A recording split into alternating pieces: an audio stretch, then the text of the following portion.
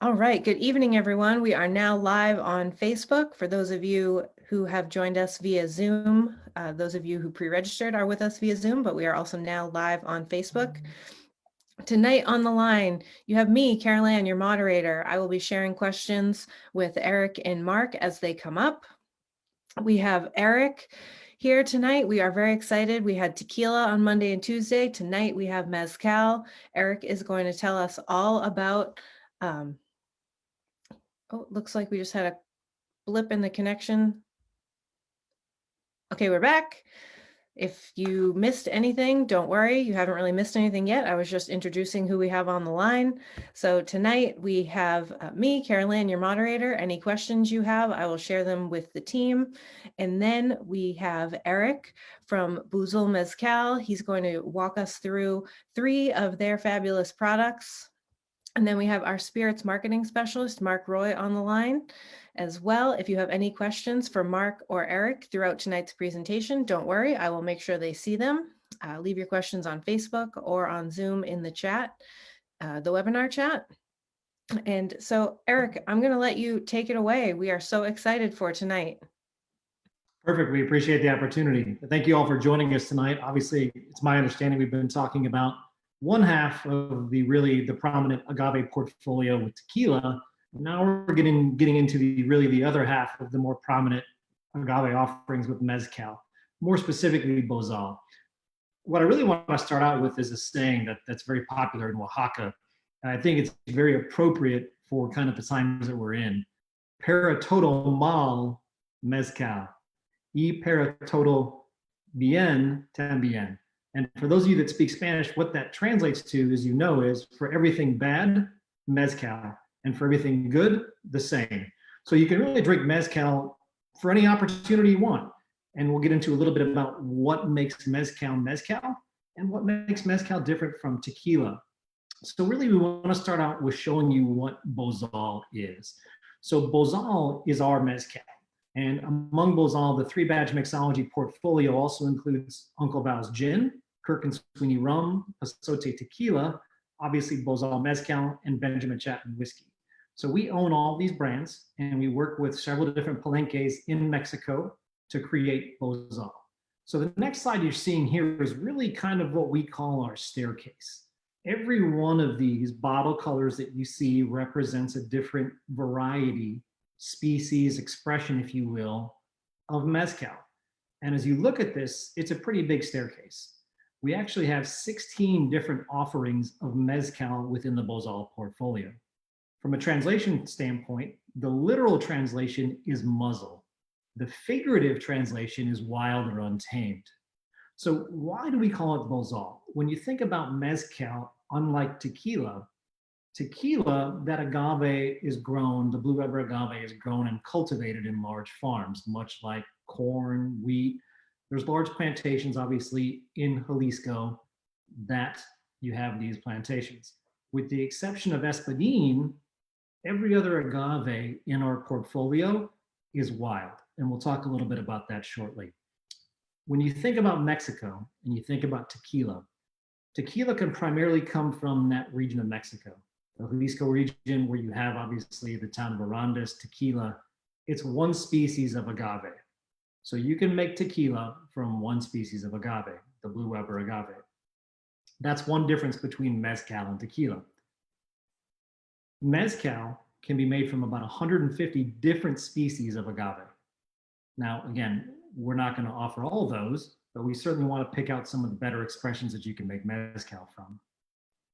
The second difference, which we'll show you in a little bit here, is how the agave is actually cooked. When you think about tequila production, most of that agave is cooked in basically a steam oven or an autoclave.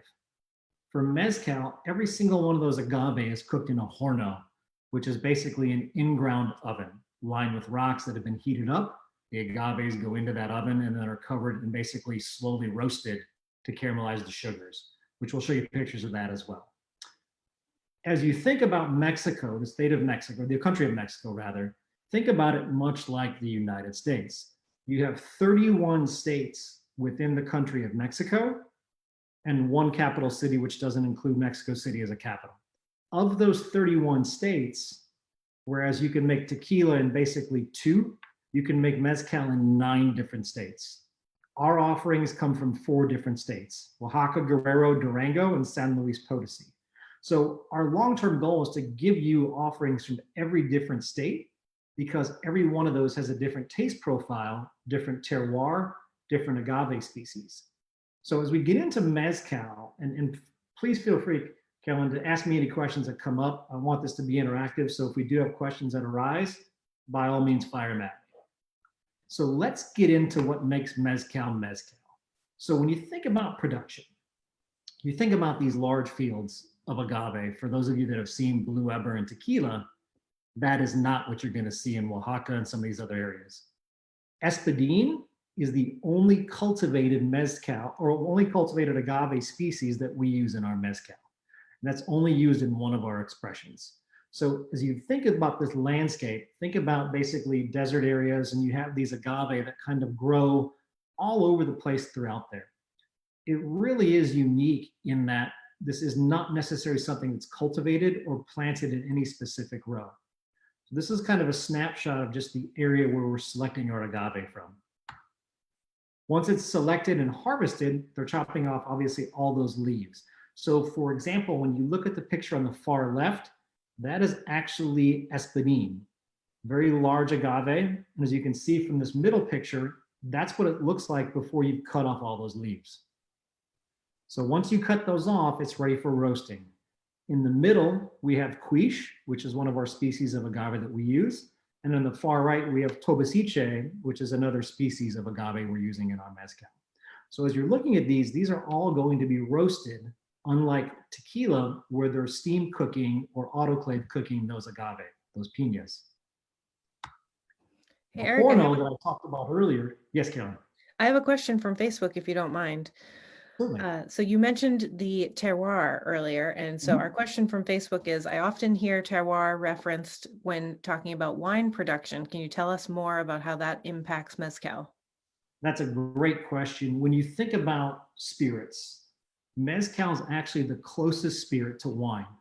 And I can't see all of your faces, but I'm sure people are kind of going, what the hell is he talking about? Literally, mezcal is the closest spirit to wine. And you have really 4 to 5 primary factors. So terroir, obviously. Every one of these species of agave grows at different altitudes. You have different soil composition, you have different sunlight, you have different rainfall amounts within these various regions. So terroir plays a huge impact on the sugar content of these piñas, much like grapes. Second piece is the fact that you're looking at 150 different species of agave, much like grapes. You have different varietals: Cabernet, Merlot, Zinfandel, Pinot Noir. Every one of those grapes has a slightly different flavor profile. Same goes for agave species. Much like a winery, the palenques where we produce Bozal have different methods and different styles of production that influence the final flavor. And then lastly, every batch of mezcal, much like a wine vintage, is going to be slightly different. You're going to have some consistency, but from batch to batch, depending on how old the agave species is when it was harvested, where it was harvested, how long the cook process was, all those factors are going to create different nuances from batch to batch, much like a wine vintage. Awesome. Thank you, Eric. So as I was talking about from a cook process, as you can see on the left, that's really the start of the horno. That horno translates to oven. So what you see there is this basically pit in the ground. They will start the fire with the wood. It will be lined with those rocks. Those rocks will then get heated. The piñas that you saw from the previous picture then get piled into that oven, if you will. They will cover that with leaves or a tarp, and then they cover that with dirt. So basically, think about this as almost a barbecue. It's slow and low. These piñas are cooking anywhere from 3 to 7 days, depending on which palenque and how big the piña is. So as it's roasting, it's caramelizing all these sugars, breaking it up, and getting it ready for fermentation. Now, going back to tequila, obviously, I'm sure some of the folks were on the call on Monday and Tuesday. What's interesting is, if you think about really which is older, if I asked you which is older, tequila or mezcal, I'm willing to bet 85 to 90% of you would probably say tequila. In actuality, mezcal predates tequila by almost 600 years. So mezcal goes back to production in the Oaxaca region by the Zapotec culture to about 900 AD, whereas tequila production started in Mexico around the 1540s after the Spanish conquistadors ran out of brandy and started distilling pulque and turning it into tequila. So it's kind of an interesting fact that when you think about which is older, mezcal is much, much older than tequila. Getting into furthering the production, after those piñas have been cooked and roasted, if you will, they bring them out, and then they basically use a cajon wheel to mash all those piñas that they're easier to turn into fermentation. So in the picture on the left, this is actually our palenque at Ayutla, which is in Oaxaca. They use 2 ox and a very large cajon wheel to smash down the piñas and break up the fibers for fermentation. On the right side there, that's actually a mallet. So the process of breaking it down is done by hand. They will take those piñas, put them in that little part, and basically take that hammer for about 7 hours and smash every one of them to get them ready for fermentation. So again, very different processes from palenque to palenque to create the process. And one thing that's unique about mezcal is 99.9% of this, other than the bottling, is done by hand. I don't think there's any other spirit in the world where production, harvesting, fermentation, distillation is all done by hand. So it's very unique in terms of what it is. So after that, those agaves have been, the piñas have been smashed up, they go to fermentation. Every one of our palenques uses open air fermentation. And when I'm talking about open air fermentation, what I mean is that we're not adding bought cultures of yeast to create that fermentation process. So as you can see, all these are done open air. That yeast is naturally occurring, and it creates a huge flavor difference than buying a store-bought strain of yeast. On the left, you can see the open air fermentation. That's actually in a wooden oaken tank. There are also pine tanks. Some use some steel vats for it, but mostly done in oak or pine. On the right, there's actually open air fermentation done in clay pots. So again, going back to really the tradition of fermentation, it was originally done in clay pots, as was the distillation. Now, once it's been distilled, so there's actually 3 different categories of mezcal. You have what's called artisanal, and you have ancestral. Those are really the 2 that we want to focus on right now. Artisanal uses copper pot stills and stainless steel stills, along with the fiber, which you can see kind of underneath those stills. Everything is done with wood. There's no gas heating. Everything is basically done by hand. They're putting those wood in there to get the process going to maintain it. Think of it almost like moonshine to a certain extent. These are all done over the Mexican countryside at very small palenques. The second process we talked about is ancestral. And when you're looking at very, very rare mezcals, this is the process. So it's all done in clay pots. And you can see various sizes. One of our palenques on the left at San Juan Bautista, Ayacatlan, has 2 very large clay pots. Our palenque at Sola de Vega has 4 very small clay pots. So as you can imagine, the sizes of these batches are very, very limited. So for example, when we're talking about some of our black bottles that you saw earlier, we maybe get 200 cases for the entire country in terms of one batch. So getting into what the different offerings represent, and actually before I do that, Kellen, I want to make sure there's no other questions in terms of production that I can answer at this point. We do have a couple other questions. Okay. So we have one question here on Zoom. Do all these agaves mature at the same rate as Blue Weber in Jalisco, 7 to 8 years? So that's a great question. Every one of these species agave has different maturation rates. So because you're in Blue Weber, that's right about the time frame. Espadín, which is what you see a lot of offerings in the United States, has a very similar time frame from a maturation standpoint, between 6 and 8 years. Most of our agave is anywhere from 9 to 15 years, depending on the growing region. Some of our agave, like Tepestate, can take up to 23 years to mature.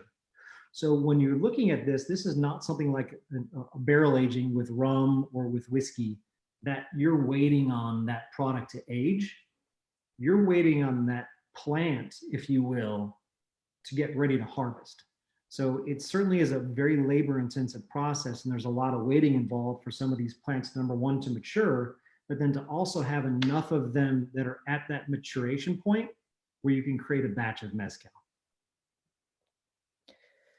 Great, thanks, Eric. And then the other question, you might be able to answer this later, but I'm just going to put it out here now. Somebody asked how you became involved with the brand. So I've actually been in the alcohol industry for 27 years now, on various sides, on the retail side, on the distributor side, and the supplier side. I've actually been with 3Badge now for 3 years. I'm the national sales manager. I handle all 50 states, and we actually spend a lot of time in Mexico. In the last 3 years, I've been down to Oaxaca, I think 8 times. I was just down there in February, creating a batch of our Borrego with our Palenque de Jutla. And I'm pretty blessed to have the brands that we do. You know, it's certainly a privilege to sell these brands and to work with our palenques in Mexico. Awesome, thank you. And for anybody who's curious, one of Eric's other brands will actually be live with us on December 4th. So if you love hanging out with him tonight, come on back. But back to the presentation. Perfect. So as I was talking about earlier, when you look at the staircase, basically you have different iterations and offerings within these bottle colors. So for example, starting in the staircase, we have Ensemble. And this is a blend of 3 different agaves, Espadín, Barril, and Mexicano. Each one of those agave species has a different flavor profile. So going back to that wine analogy, you could almost look at this as calling it as a red blend. So having those different flavor profiles mixed together, creating an ensemble of flavor. This is really the first step in our staircase, and it's also the only 100-point rated mezcal in the world. Getting into the blue bottles, those are what we classify single magueys. So all of our blue bottles will have one specific species of agave in that bottle. We have 6 different offerings within the single maguey category, which I think we're going to do Cenizo tonight, if I'm not mistaken. Sacrificios, which is the brownish red bottle, that's actually made with protein. And when I say sacrificio, I literally mean just that. We are sacrificing, so to speak, a protein, whether that be pechuga, borrego, or iberico. So pechuga being chicken breast, borrego being leg of lamb, and then iberico being seasoned ham. During the distillation process, we are actually adding that protein to the second distillation, along with seasonal fruits, vegetables, and spices that are picked up from the market. So it certainly creates a beautiful flavor profile. And then lastly, I talked about the ancestral production style with the clay pots. All of our black bottles are part of that ancestral process. So we actually have 7 different offerings of the ancestrals as well. This is kind of a map when you look at, as I talked about, the 9 different states that you can produce mezcal. The states that you see in green, Durango, San Luis Potosi, Oaxaca, and Guerrero, are our current states that we're producing the Bozal line in. We work with palenques, you can see the list here of kind of where those palenques are. And then the other states, Michoacan, Puebla, Zacatecas, Tamaulipas, and Guanajuato, are the 5 other states that can produce mezcal. I'm sure everybody's getting pretty thirsty hearing me talk about mezcal. So let's get into one of our first offerings here with Bozal. We're going to start with the Bozal Ensemble. And Bozal Ensemble, as I talked about earlier, has 3 different species of agave: Espadín, Barril, and Mexicano. So 2 of the 3 species are coming from Rio de Jutla, which is Jutla de Cresta. So again, going back to timing, this town was actually founded in 1524. So a little bit of a history there in terms of what it is.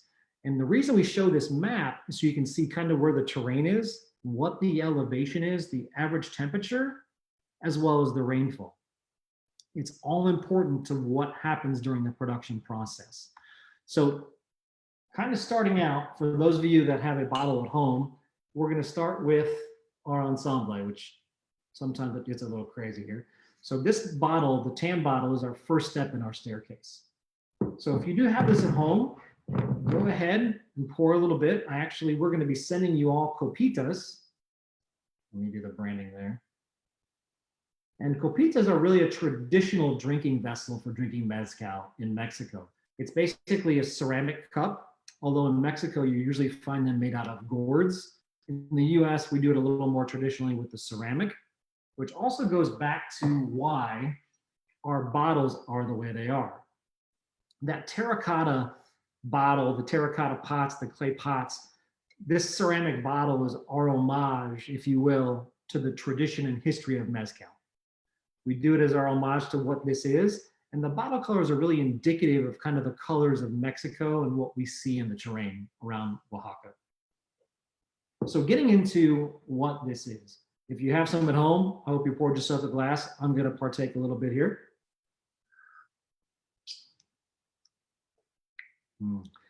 Mezcal traditionally is meant to be drank neat. It's interesting, obviously you see a lot of RTD products in a bottle. This is RTD. You just pour it in a glass and drink. It's that easy. So with Bozal, as you taste it, for those of you that have it at home, those 3 different agave species create a very unique flavor profile. For those of you familiar with tequila, obviously you don't get the smoke with tequila. The reason you don't get the smoke is going back to the cook process. As we talked about, it's either being steamed or it's being cooked in an autoclave. You're not going to pick up the smoke.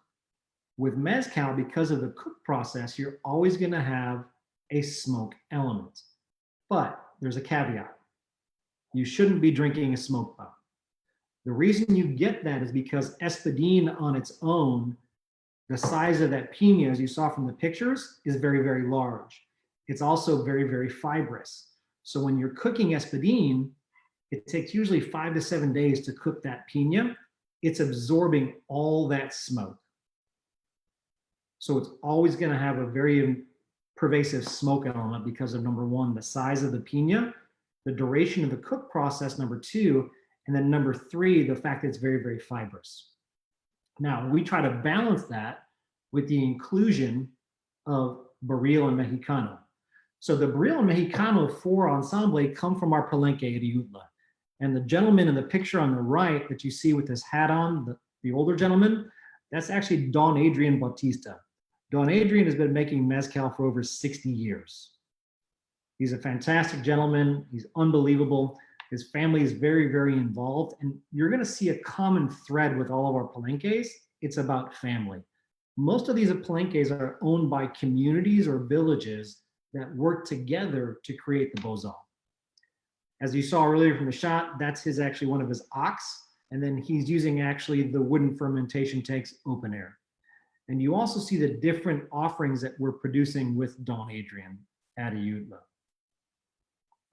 For those of you who had a chance to sample it, have you tried the Bozal Ensemble yet? Hopefully so. Caroline, I'm assuming you have a question for me? I have a quick interruption. I would just like to let everybody know I have shared tonight's code word in the chat, but you'll see a variation of the code word on the screen right now, Mezcalerio. So I just wanted to make sure everybody was on the lookout for the code word for our Passport app tonight. Perfect. So with mezcal, obviously, you look at kind of, again, as I talked about, much like wine, you're going to have different flavor nuances and different profiles. The second portion of our ensemble, you can actually see the different species here in this slide, the espadín, the barril, and the mexicano. And as you noticed by the graphic, every one of these looks very, very different. Espadín is a very, very close cousin to Blue Weber. So if you were to compare espadín and Blue Weber, they're going to look very, very similar. Barril is just that. It looks like a barrel. And Mexicano, again, very, very different from espadín. These are all 3 different species of agave that come from different families. So much like wine, you have different iterations of grapes. Espadín is part of the Angustifolia family. The Barril is part of the Karwinski family. And the Mexicano is part of the Rhodocantha family. And all these also have different flavor profiles in different growing areas within Mexico. So we talked about the Barril and the Mexicano coming from Rio de Ayutla. The second portion where our espadín is growing is coming out of San Dionisio. And as you can see, it's a little bit higher up. The temperature is pretty close and the rainfall is very, very similar as well. And this is actually what it looks like at San Dionisio. And as you can see, much deeper pit because the pinas, as I mentioned for Espadín, are much, much larger.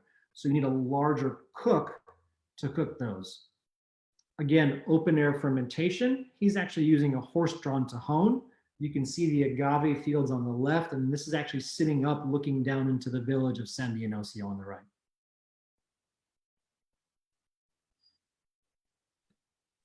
I want to go there right now. I've had enough of our New Hampshire cold. Let's all go to Mexico.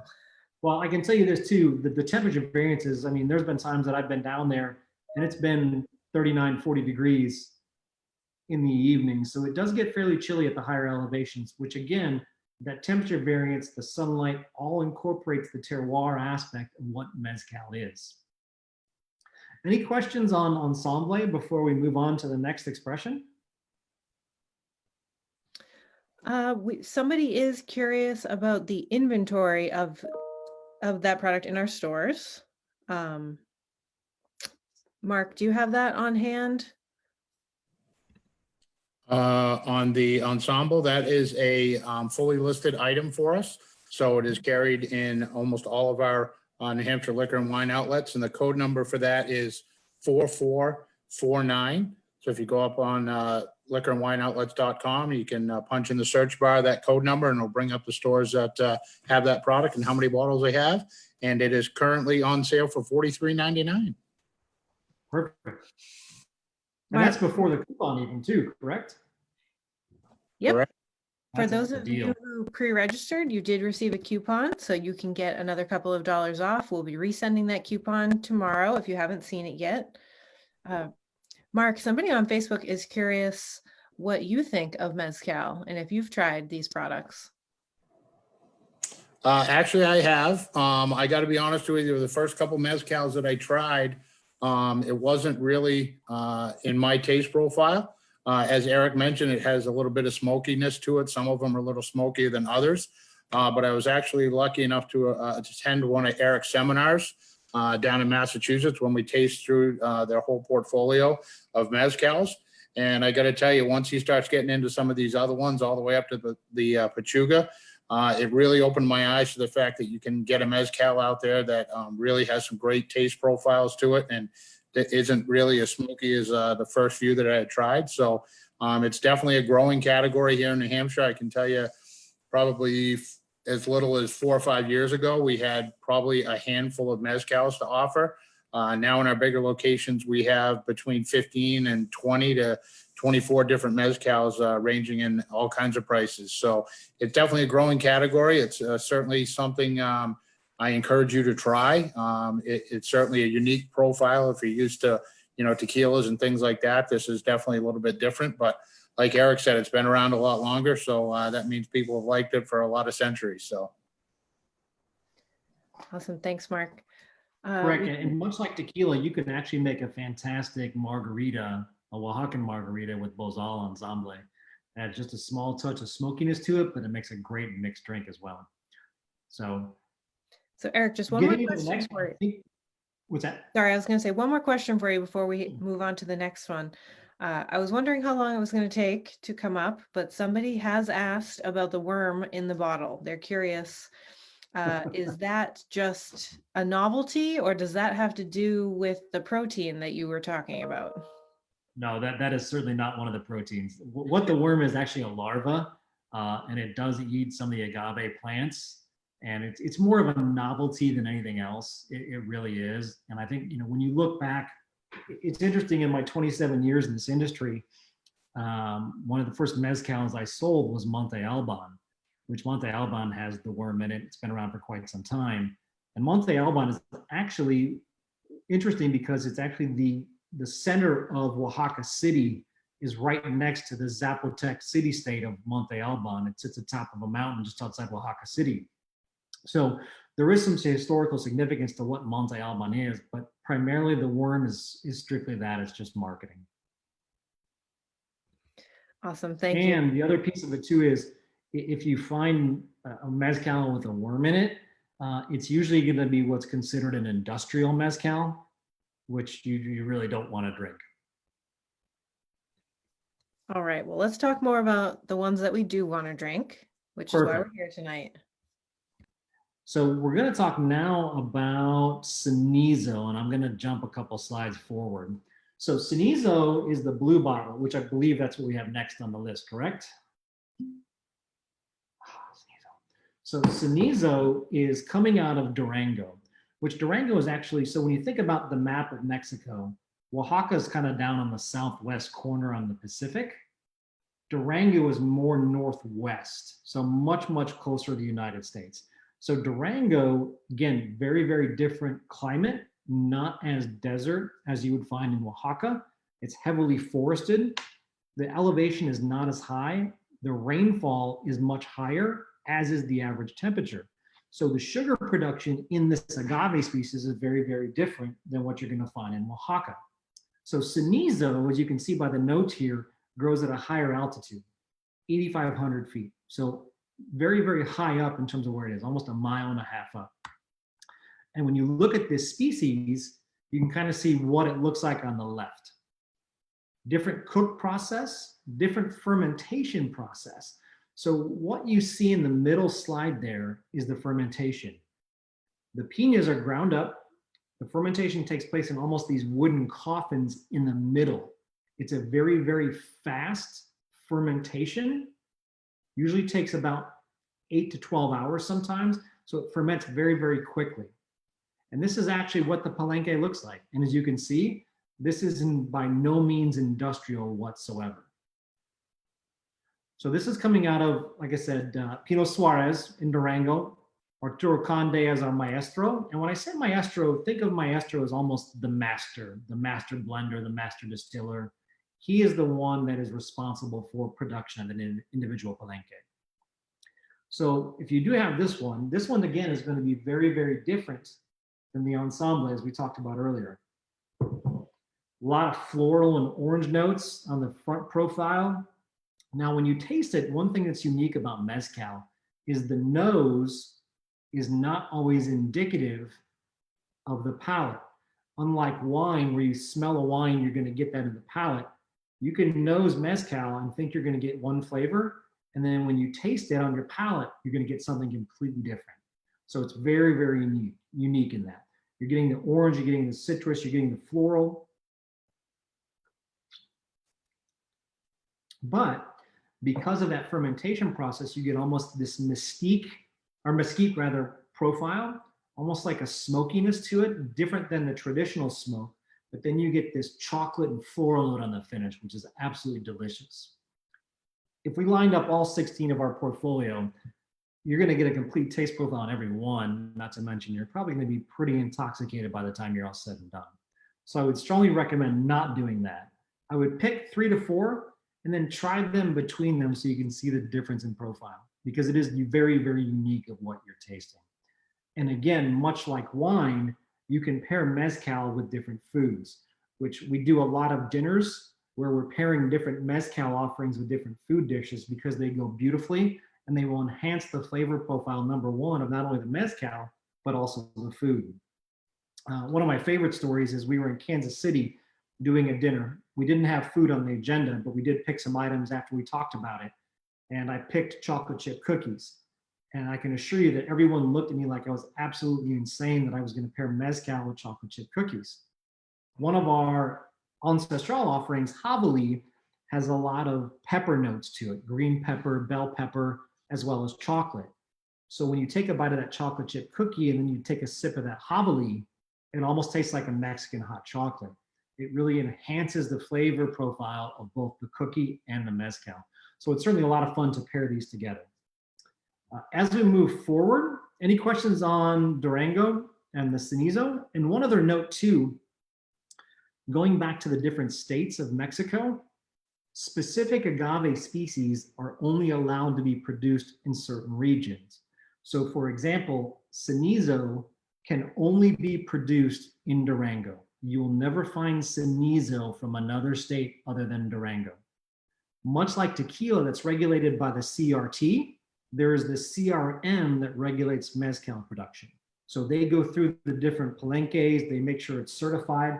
And the back of every one of our bottles you can see this little hologram down here. That certifies that we are CRM certified and authorized to produce this product, which most people don't realize this, but the term tequila and the term mezcal are both owned by the Mexican government. So unless you're paying them their taxes, you cannot legally use the term tequila and mezcal on any bottle. You have to be approved by the CRT for tequila and the CRM for mezcal. So it's very heavily regulated in terms of production. That's awesome. I didn't know that. Yes, very much so. I believe I had a couple different ones on my list. Are we doing the Iberico or the Pachuga next? Ooh, let me double check. So we have the Iberico next. Okay. Before you get that started, I want to just give a shout out to Phil, who is watching on Facebook. Phil read about Bozal in Food and Wine magazine, and he cracked open his bottle tonight to taste along with us. So Perfect. Well, cheers, thank you Phil. for that. We appreciate it. Hopefully you're enjoying it. I know I am. It's nice to talk about things, but when you're tasting it with us, it's certainly definitely more enjoyable and you can get a lot of those flavor nuances. So we'll do Iberico next then, if that's the case. So getting into Iberico, this is actually very, very unique. And I'm going to go back to Utla, where we produced this. So Iberico is actually what it is. It's seasoned ham. So when you think about production, think about gin production. For those of you that know about gin production in a gin basket, you basically have this basket, all the botanicals are going into that basket. It's in the distillation process, it's in infusing it. So in the actual still, and I'm going to go back to the picture of a still. If you look at the still on the right-hand side, where the metal is kind of meeting the brick, underneath that sits a wicker basket. And in that wicker basket is literally the Iberico, the seasoned ham, along with fruits, vegetables, spices. So during that cook process, those vapors are steaming everything in that basket, releasing all that flavor up and over into the condenser. When this is done, we will eat everything in that basket. It's a feast. It's made for special occasions. It's not done all the time. So kind of going back to availability that Mark was talking about, Ensemble is almost always available. Our single magueys are usually available. When you get into the sacrificios and the ancestrals, these are very limited production. So for example, Pachuga, which we'll talk about next, we just produced one batch of Pachuga. There's only 160 cases for the entire country. And we do not produce these all the time. So very limited offerings. But let's get back to Iberico. So Iberico coming from Utla again. And in this, as I said earlier, this batch actually has the Iberico. It has oranges, plantains. I believe there's some cinnamon in there as well. So for those of you tasting along, when you taste this, it certainly has a very unique nose. You get a lot of fruit, citrus fruits, almost a little bit of banana, obviously coming from the plantain. But when you drink this, all of our sacrificios will have a viscosity to them because it's picking up that protein. All that fat is coming from that protein. You're picking up all that flavor from that protein. So across the palate, delicious.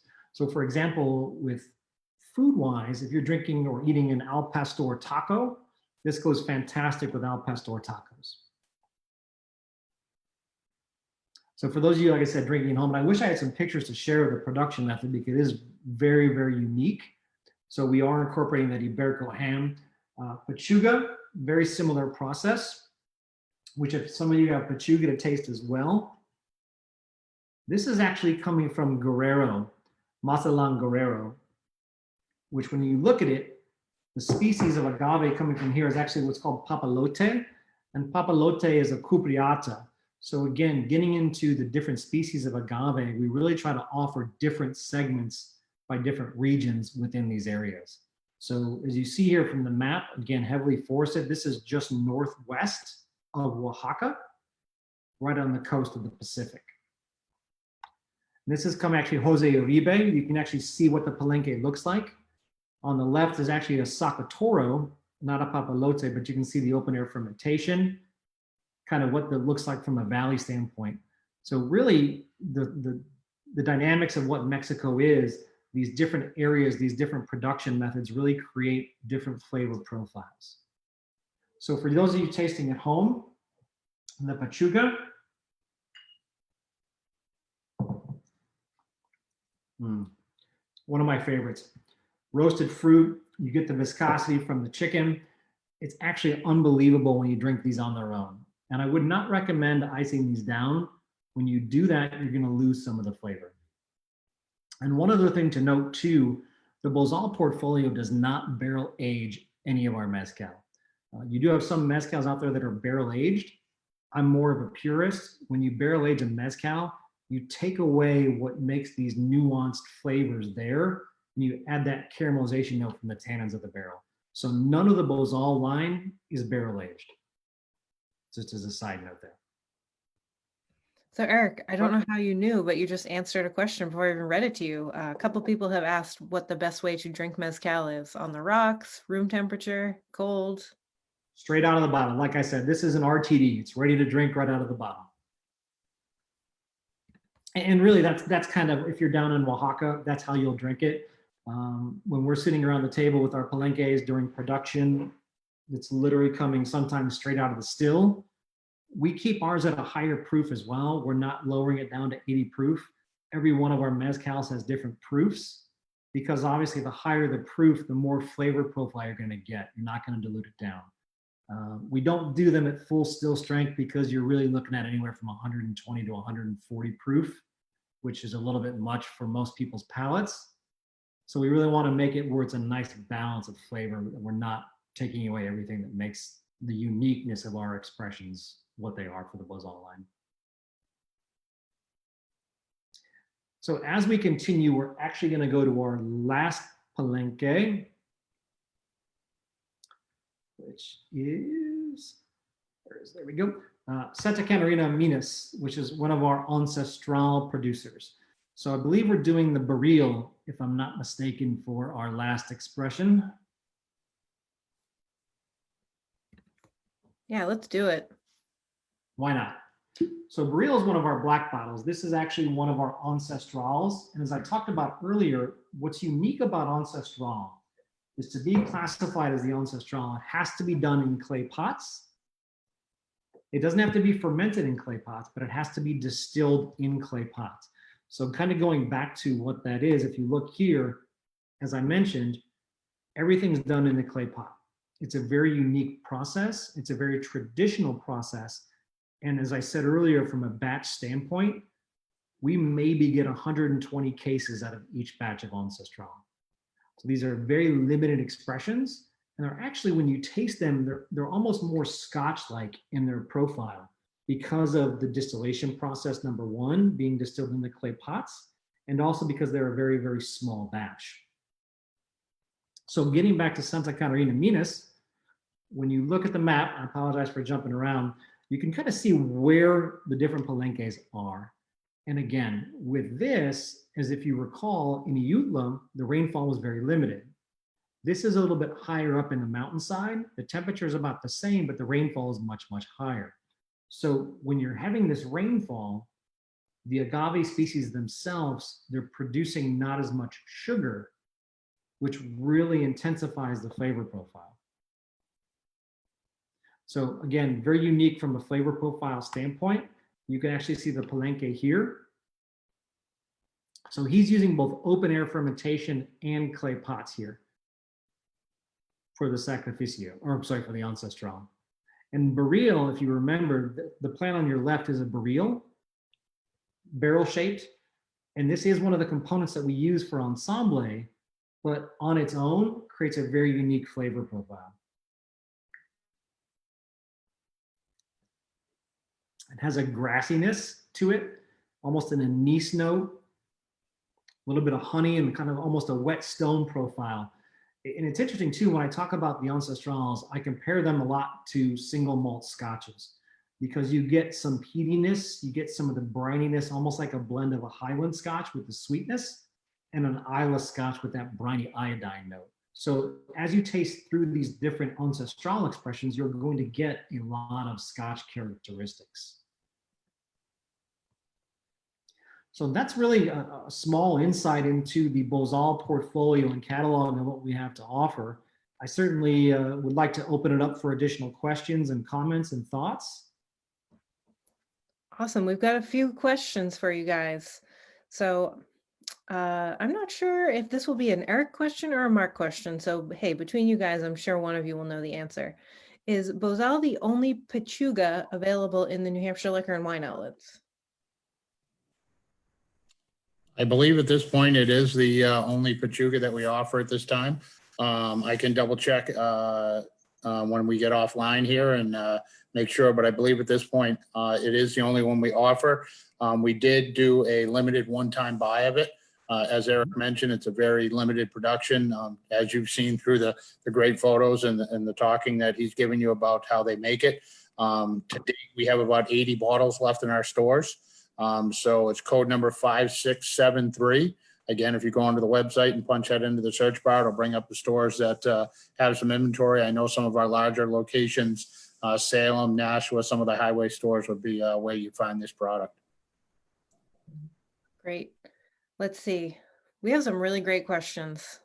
All right, for Eric, of the 4 mezcals that you tasted tonight, which one would you suggest for a Chardonnay lover to try? For a Chardonnay lover, actually, I would do none of the above. I Oh, would probably do Quiche. So if I had to choose from all of them, I would use Cenizo. But for a Chardonnay lover, I would strongly recommend Quiche, which is one of our single Magays, one of the blue bottles, which I'll get back to that list here. So Quiche, from a flavor profile standpoint, has a lot of floral and citrus notes.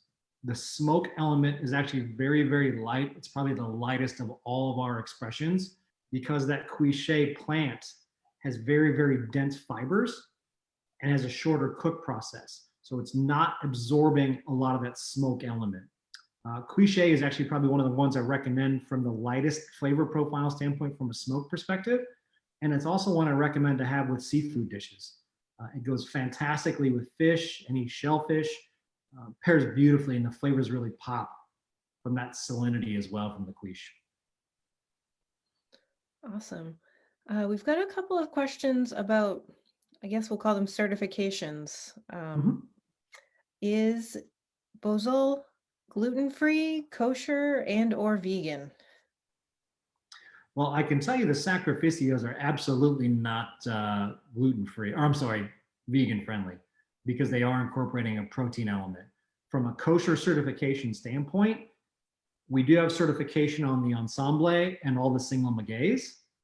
And from a gluten-free aspect, you know, it's interesting. There's no gluten that we add to anything. I don't believe the agave is considered part of the gluten family of products, so to speak. So without confirming 100%, I would certainly say that they are all gluten-free. Awesome.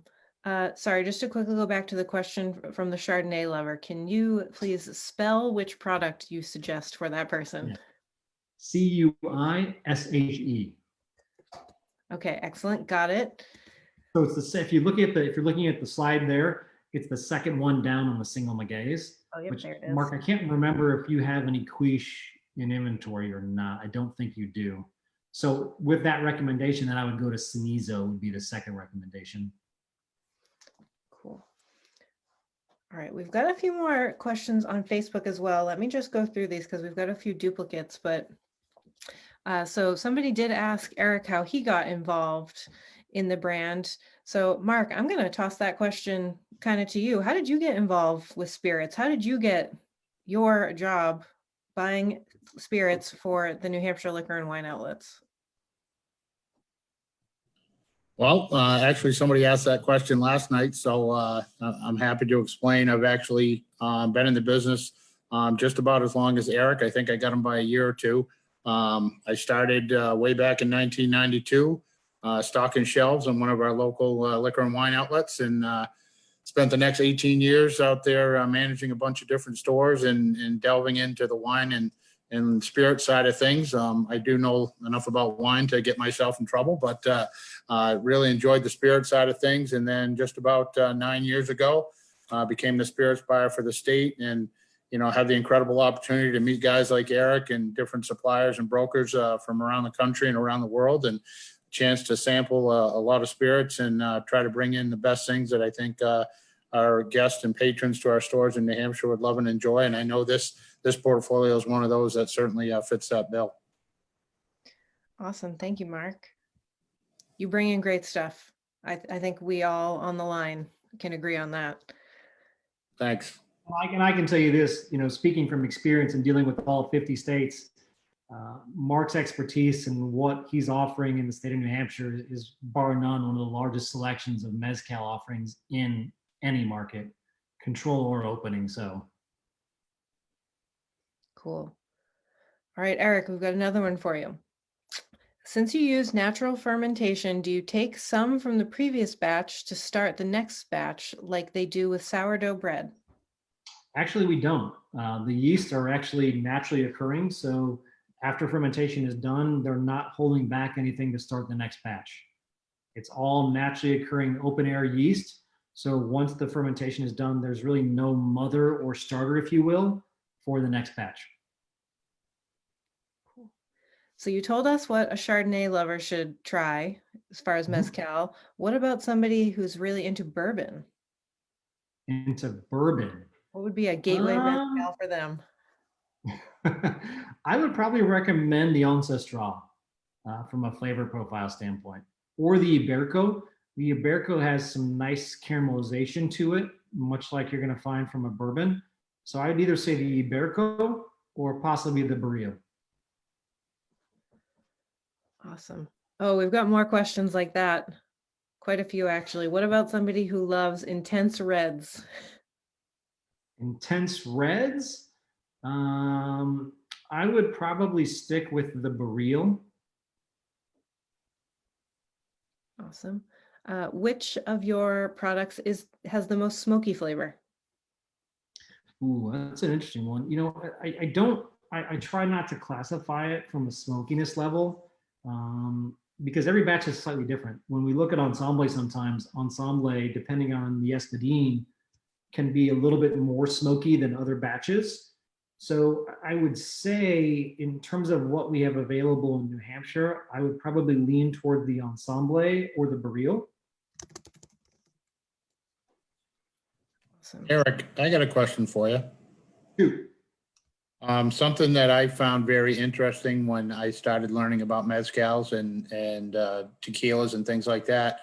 Everybody that's been lucky enough to be on these videos or done seminars or things like that, the background that you have there shows, kind of an arid desert-like terroir you spoke about earlier. A lot of people assume that agaves are cactus. Can you correct that for us? It's really not. It's more in the fern family than it is a cactus. It's kind of its own category, but I think from a classification, if memory serves me, it falls more in the fern family. And when you look at it, it's interesting too. Obviously, tequila, the Blue Ever, mezcal, the 150 different species of agave, and then you get into Sotol, which Sotol is not even part of the agave family. It's its own species as well. So really, when you look at the climate and the terroir of Mexico, you have all these different species that really thrive in different growing regions. And I think that's the uniqueness of what, agave spirits really is. Even within the tequila category, you have different production methods, whether it's highlands tequila, lowlands tequila. So that terroir actually has an impact too on Blue Ever flavor. But I do believe it's part of the fern family, if memory serves me. Awesome. We've got a couple more recommendation questions. So which mezcal would you suggest for somebody who has never tried mezcal before? I would really start with the Ensemble. I truly would. That's the first step in the staircase. That's kind of our gateway, if you will, into what comes next. It really is a nice balance of a little bit of smoke, some citrus and salinity, as well as the earthiness that creates what Mezcal is.